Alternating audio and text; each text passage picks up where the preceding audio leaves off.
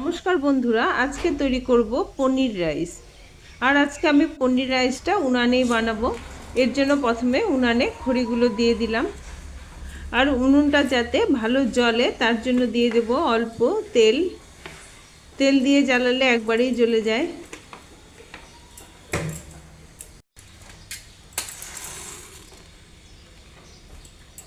উনানটা জ্বালিয়ে নিয়েছি। এবার আমি প্রথমে ভাত রান্না করার জন্য জলটা বসিয়ে দিলাম। জলটা গরম হতে হতে আমি পনির রাইসের জন্য যে সবজিগুলো দিব সেই সবজিগুলো কেটে নেব। আমি এখানে গাজর আর বিনস নিয়েছি। গাজরটা একটু লম্বা করে কেটে নেব।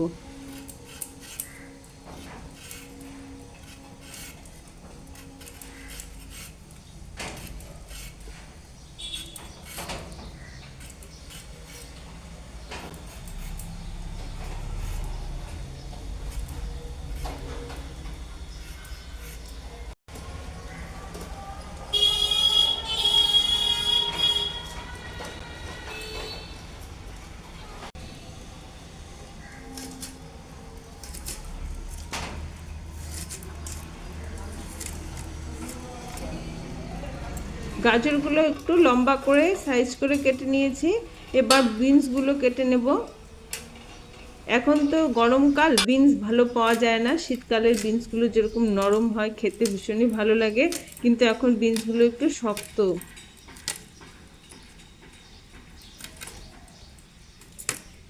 বিনসগুলো কেটে নিয়েছি। আর ভাত করার জন্য আমি এখানে বাসমতি চালটা আগে ভিজিয়ে রেখেছিলাম আধা ঘন্টা আগে। সেই চালটা জলের মধ্যে দিয়ে দিচ্ছি।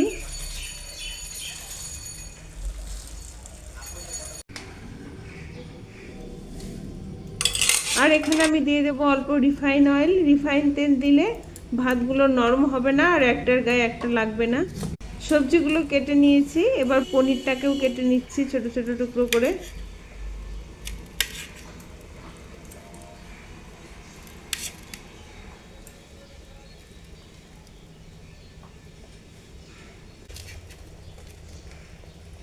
ভাতটা মোটামুটি হয়ে এসেছে, খুব বেশি সেদ্ধ করা যাবে না চালটা। 7-8 মিনিট ফুটিয়েই এটাকে নামিয়ে দেব, যাতে ভাতটা নরম না হয়ে যায় সেদিকে লক্ষ্য রাখতে হবে। ভাতটাকে একটা ঝাঁঝরির মধ্যে ঢেলে দিচ্ছি, তাতে করে মাঠটা খুব ভালো করে ঝরবে আর একটার গায়ে একটা লাগবে না।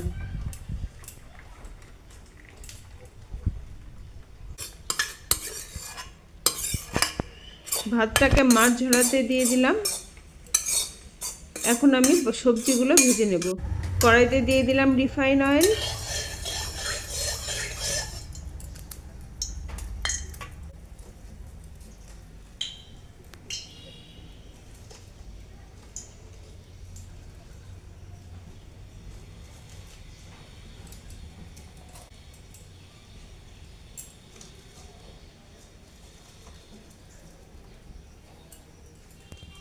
প্রথমে আমি পনিরটাকে ভাজবো।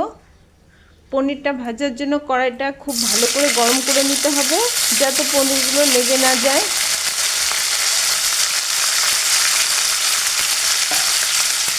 পনিরটার মধ্যে আমি দিয়ে দেবো অল্প লবণ, হলুদ আর লাল লঙ্কার গুঁড়ো। লাল লঙ্কার গুঁড়ো দিলে কালারটা খুব ভালো আসবে। আর পনিরটাকে একটু কড়া করে ভাজতে হবে, তাতে রাইসের মধ্যে ফ্লেভারটা খুব ভালো পাওয়া যাবে।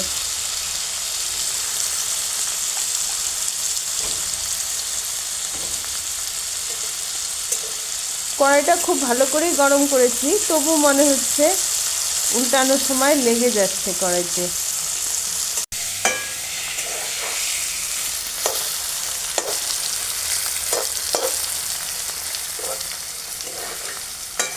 দেখো বন্ধুরা, পনিরটাকে একটু কড়া করে ভেজে নিয়েছি। এবার নামিয়ে নেব। এভাবে আমি সবগুলো পনির ভেজে নেব।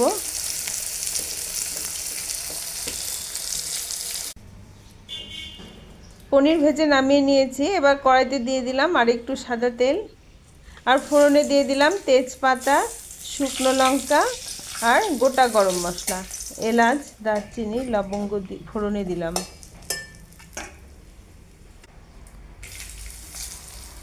এবার দিয়ে দেব আদা কুচি আর কাঁচা লঙ্কা কুচি।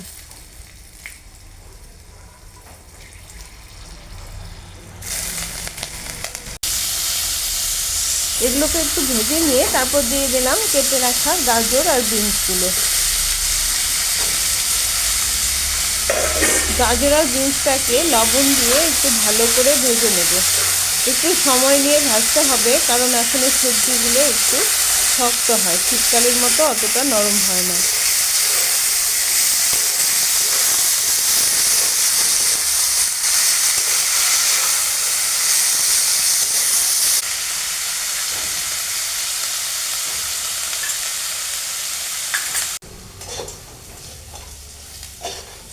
গাজর আর বিনসগুলো মোটামুটি ভাজা হয়ে গেছে। এবার দিয়ে দেব মাছ ঝরিয়ে রাখা ভাতটা। ভাতটাকে আমি একবারে দেব না, কারণ একবারে সবটা ভাত দিলে ভালো করে মেশানো যাবে না। অর্ধেকটা ভাত দিয়ে দিলাম। অর্ধেকটা ভাত দিয়ে আগে মিশিয়ে নিয়ে তারপর বাকি ভাতটা দেব।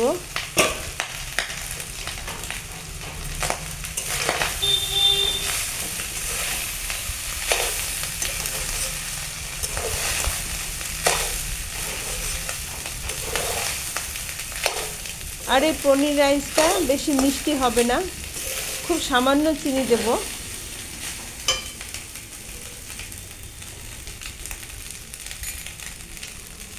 এবার আমি বাকি ভাতটাকে দিয়ে দিচ্ছি। আর টবের গাছ থেকে কয়েকটা ধনেপাতা তুলে নিলাম। এবার সব শেষে দিয়ে দেব ভেজে রাখা পনিরটা। পনিরটা আগে দেইনি, কারণ আগে দিলে পনিরটা নাড়াচাড়া করতে গুঁড়ো হয়ে যাবে। সব শেষে পনিরটা দিয়ে ওপর থেকে দিয়ে দেবো ধনেপাতার কুচি। তো বন্ধুরা, খুবই সামান্য উপকরণ দিয়ে অল্প সময়ে এই পনির রাইসটা তৈরি করে নেওয়া যায়। আপনারা একবার অবশ্যই ট্রাই করবেন। এটা বাচ্চাদের স্কুলের টিফিনেও করে দিতে পারেন বা অফিসের লাঞ্চ বক্সেও দিয়ে দিতে পারেন।